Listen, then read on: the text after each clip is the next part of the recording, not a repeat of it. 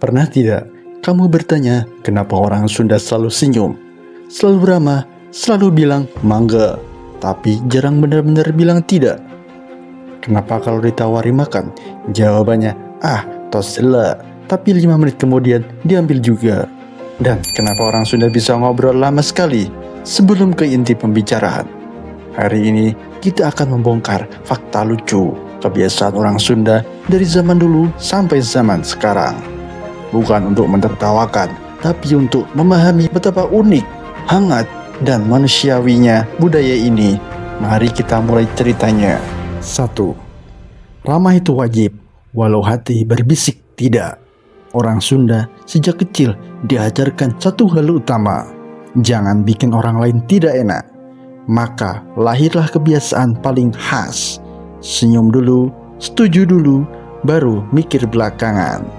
Ketika diminta tolong, padahal sedang cewek, jawabannya muhun engkewe, yang artinya iya nanti saja. Padahal engke yang bisa berarti tidak pernah. Itu bukan bohong. Ini cara paling halus untuk menjaga perasaan orang lain. Dan itu sudah ada sejak dulu, sejak hidup di kampung, di mana semua orang saling kenal dan konflik kecil bisa jadi besar kalau tidak dijaga. 2. Mangga adalah kata paling ambigu di Sunda. Mangga artinya silakan, tapi mangga bisa berarti banyak hal. Mangga masuk, mangga makan, mangga ambil, mangga hela. Tapi mangga juga bisa berarti silakan, tapi jangan beneran. Misalnya saat bertamu ditawari, mangga dicobain.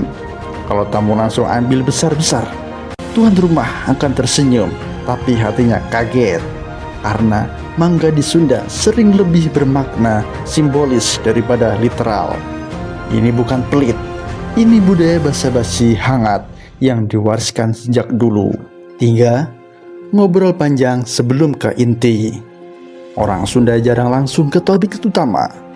Kalau mau pinjam uang, ngobrol dulu tentang cuaca, tentang anak, tentang sawah, tentang kerja.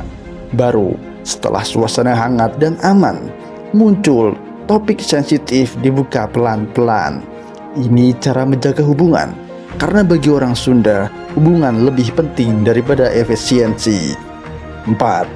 Susah menolak, tapi jago menghindar. Kalau orang Sunda tidak mau, jarang bilang tidak. Yang keluar biasanya nanti dulu. Lihat nanti, insya Allah. Kita lihat kondisi. Ini bukan menipu. Ini cara halus untuk menghindari konflik. Karena konflik bagi orang Sunda adalah sesuatu yang harus dihindari sejauh mungkin.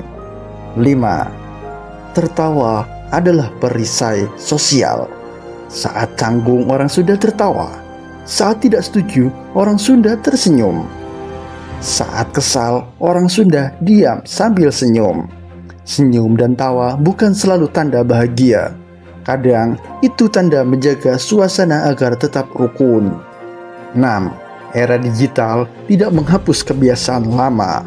Di grup WhatsApp keluarga, tidak ada yang berani debat. Yang ada stiker senyum, stiker terima kasih, stiker mangga. Kalau ada yang salah kirim, tidak ditegur keras. Yang ada balasan, hehehe, teu nanaon. Yang artinya tidak apa-apa, tapi sebenarnya agak terganggu. 7. Makan itu ritual sosial. Di Sunda, makan bukan hanya soal lapar, tapi soal kebersamaan. Kalau makan sendiri dianggap sepi.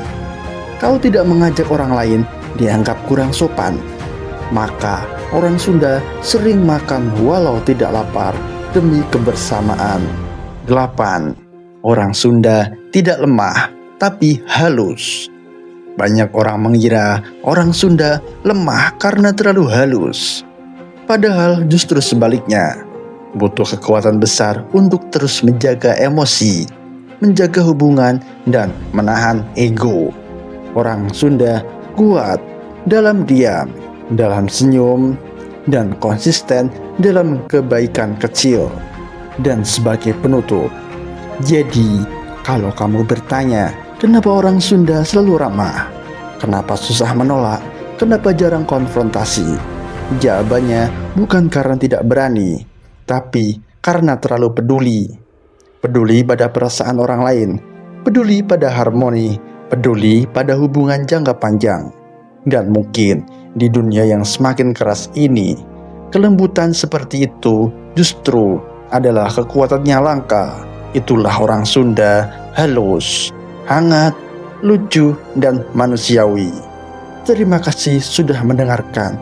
Bila ada yang salah dari narasi tersebut, dan jika kamu orang Sunda atau pernah mengalami kebiasaan ini, tulis di kolom komentar ya.